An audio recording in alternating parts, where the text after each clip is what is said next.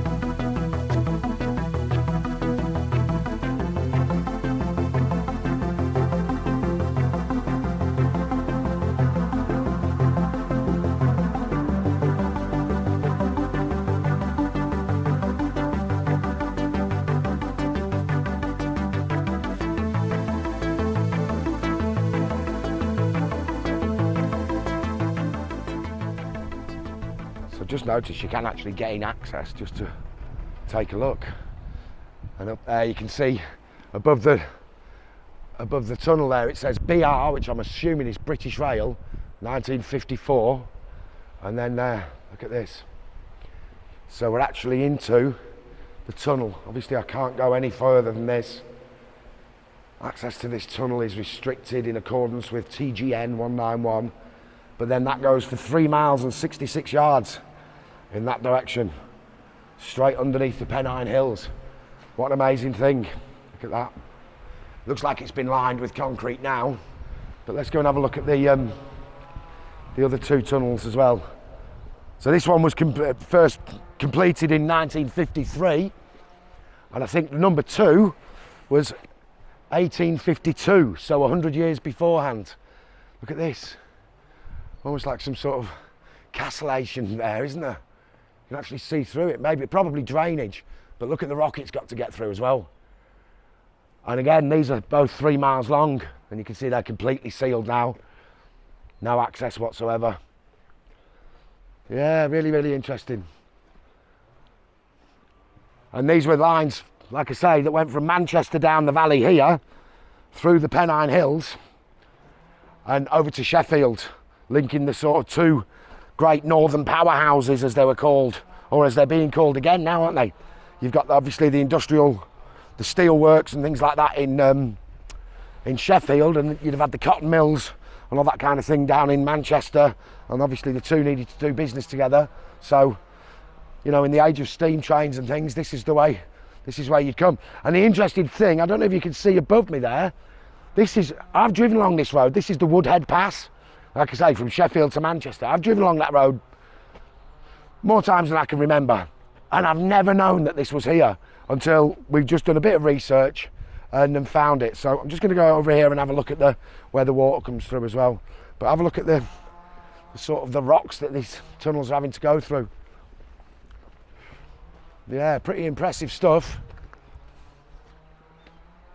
Yeah. And like it says, danger of falling rocks. There's a little bridge just here. Yeah, I didn't know any of this was here.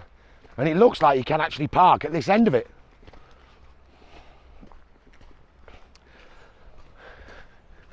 Yeah, amazing. Really is quite amazing, isn't it? You can see up there how the rocks are crumbling a little bit, so you'd imagine what it's like underneath in the ground where the tunnels are. Okay, let's just have a look at this bridge, and then we'll go and have a look at the station. And here it says, look, the Trans-Pennine Trail. So this is a long distance footpath that crosses the Pennines. For some reason it's in kilometres. There you go. And then, look at this. Wow. So this wasn't part of the train infrastructure. This is just a bridge down to these properties, isn't it? Look at that, isn't that beautiful? Going up into the fells there. And down there.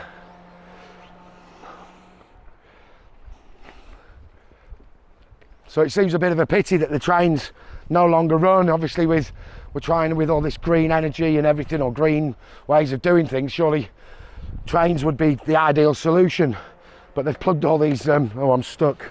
Give me a second. Oh, there we go. I'm not stuck now. Not a particularly good gate, that.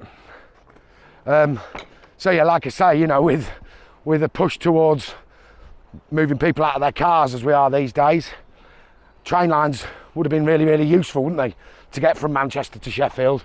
I don't know if there is a train that goes that way. It's certainly a direct route. I don't think there is now, and this was the direct route. Anyway, let's have a look at the station, or what's left of it.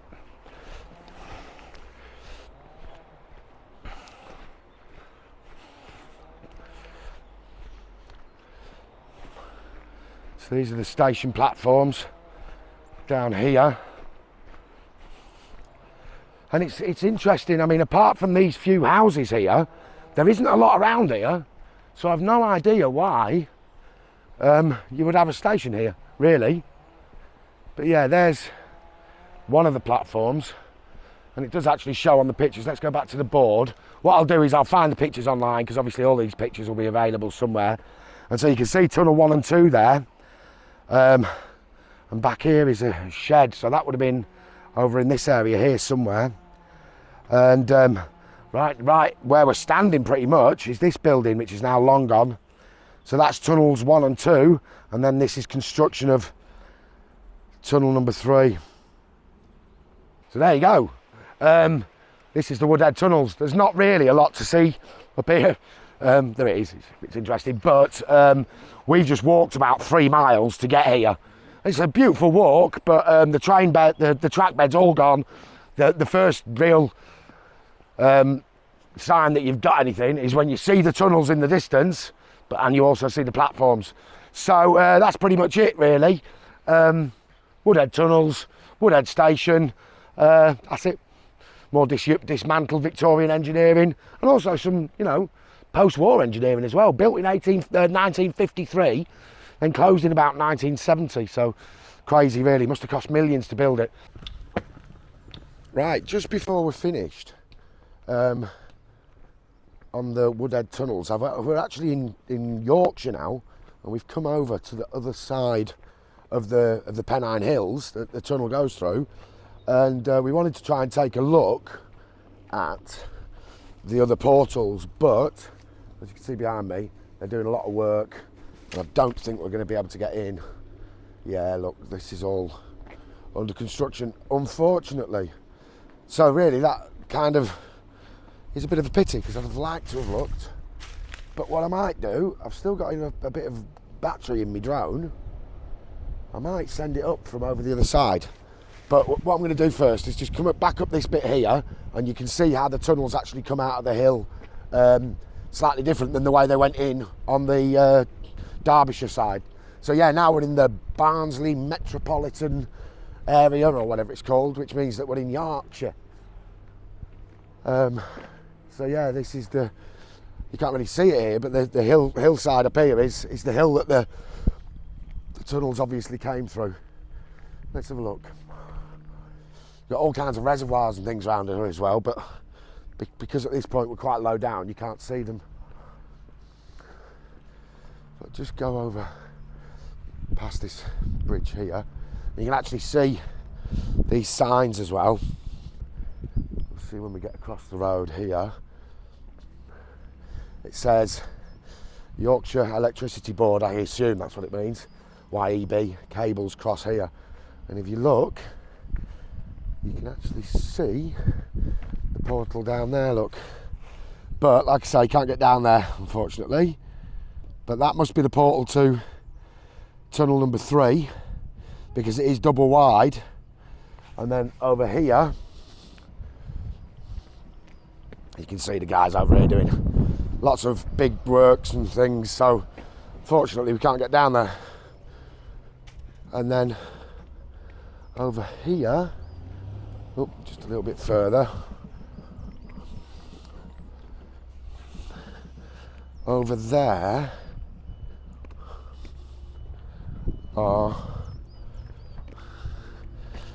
this must be the entrance to tunnels number 1 and 2, but I can't really see them from here, unfortunately. because they've got their porter cabins in the way. But what I will do is I'll try and get the drone up and see if we can't see something without causing any upset to anybody.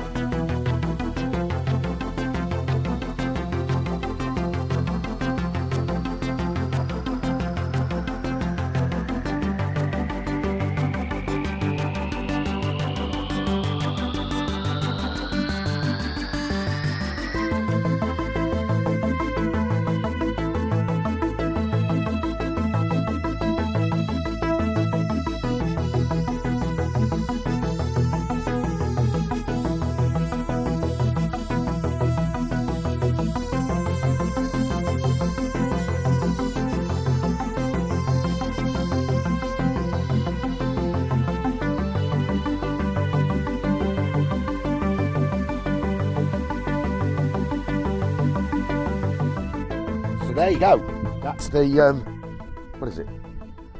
The eastern portal of the Woodhead tunnel, which is in Yorkshire. And what I did notice when I took the drone up is that great big monolithic hillside looking thing is actually the dam of a great big reservoir. So one last piece of the puzzle when it comes to these tunnels that go underneath these hills and things. Hopefully you can hear me. It's very windy now. I'm actually charging across the moor. I've left Mrs. Womble in the car because it's cold and breezy, but I'm wandering across this moorland over here because I've seen in the distance, I don't know whether you can make it out, but it is one of the ventilation shafts. I think there's 2 or 3. So I'm going to see if I can get over there, have a look at it, and yeah, probably a little bit too windy to get the drone up, but I do have it with me. But yeah, apparently these are about 500 feet deep, so obviously we're quite high up on this moorland now, and it's pretty bleak up here. But this down here, this road you can see, this is the Woodhead Pass that runs between Sheffield and Glossop. So it's quite a busy road, but imagine what it was like here in the Victorian times. You know, what was it we saw on the thing yesterday, 1853, when they actually built the tunnel. And you know, imagine working out here. Anyway, hello sheep. Are you all alright? Meh. Hardy creatures, aren't they? Right, I'm just gonna get a yomp on, and then I'll be back with you in a minute. Right, this is pocket cam now. I'm heading over in that direction, but it looks like there's a big gully down here, which I might not be able to get down. So, this looks like it's been worked by humans at some point. So I'm going to head over this and see whether I can get anywhere near it. Come to the end of this big escarpment or whatever it is. This definitely looks like tailings or something from a quarry. And it's extremely steep. That's like 45 degrees, that. Obviously I'm trying to get over here to this thing. Let's just see. There must be a way across. You can see all the piles of stone that's still laying up there from when they actually pulled it out of the ground to drop the shaft into the ground to meet up with the train line below. But I can get over there.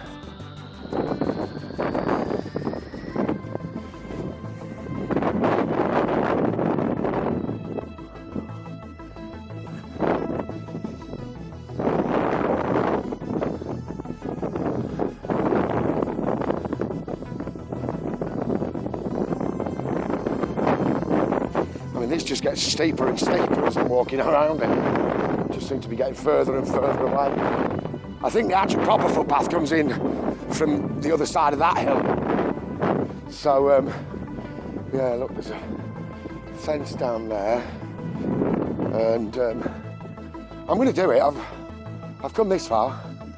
I'm going to finish it now. So you really get an appreciation for the amount of stone that has been moved here. Look at it. Look how big those piles are. That's how I was stood just on the top a minute ago. That's where I've come down from. And just trying to get across this bit of moorland now. There's a bit of it is fenced off here, which is a bit crypt. A bit strange, isn't it? I don't know why that is. Right. See the sheep and the rabbit and things are in the business. I wonder if there's a shaft there. There could be, couldn't there? Could be a hole or something in the ground. The farmer does that to keep his sheep out. You know?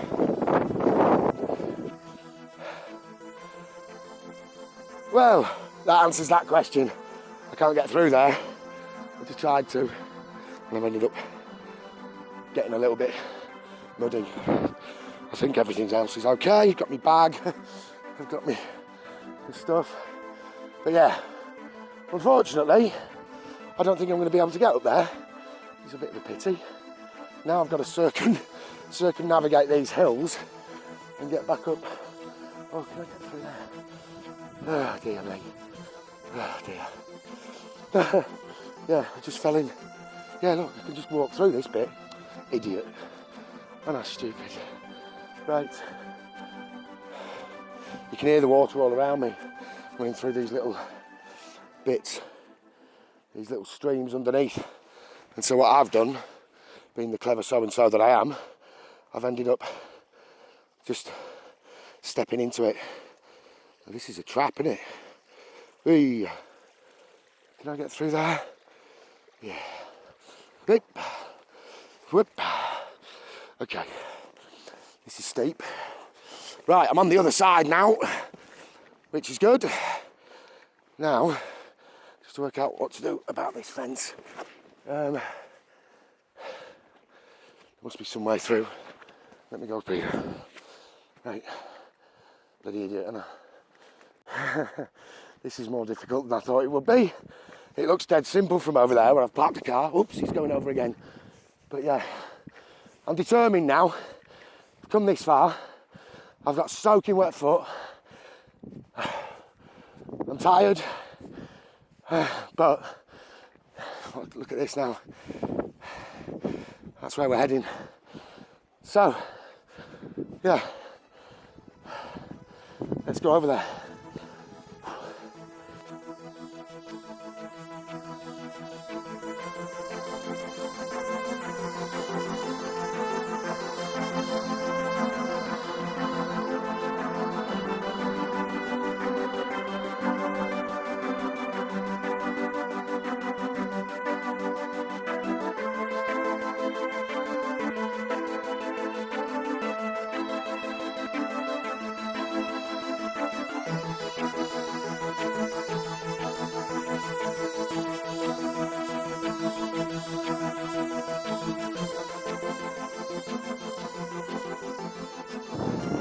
So there you go then. It is very, very windy, and I couldn't get much drone footage, but I think when I took the drone up that I could see in the distance the other tunnel, the other vent further off in the distance, but I'll only be able to tell when I get back in front of my PC with the big screen. But yeah, beautiful to come up here. Just be careful because it's quite treacherous. You might end up with wet feet, and it's further than you think, but that's it. So that's the kind of final part of the Woodhead tunnels, I suppose. Yeah, so if you like the video, please like and subscribe and do all the things that YouTubers tell you to do. And I'll see you on the next one. Thank you very much for watching. Goodbye.